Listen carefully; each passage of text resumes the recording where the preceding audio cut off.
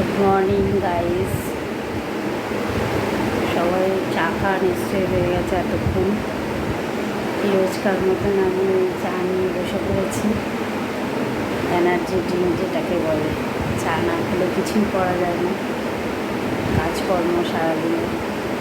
আজকে বৃহস্পতিবার, পুজোও আছে, অনেক কাজ আছে। তো তোমাদের চা খাওয়া নিশ্চয়ই হয়ে গেছে এতক্ষণ। ব্রেকফাস্ট খাওয়ার সময় এখন, তো আমি এখন চা খাচ্ছি। তো সবাই সারাদিন সবার ভালো কাটুক, সুস্থ থাকো, ভালো থাকো সবাই। আর আমার পাশে থেকো, পাশে আছেও জানি, তবে এইভাবেই পাশে থেকো। হ্যাঁ, লাইক কমেন্টস করো, ভিডিওগুলো শেয়ার করো, ভালো লাগবে।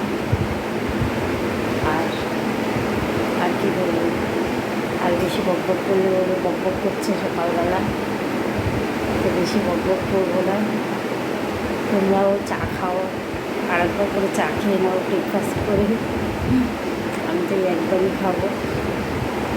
তো চলো, আবার বিচ্ছুটা একদম ঘুমোচ্ছে, ওঠেনি। আমি চা নিয়ে বসে পড়েছি, বেশি দেরি করা যাবে না, কারণ আরও পুজো আছে বৃহস্পতিবার, অনেকটাই কাজ থাকে।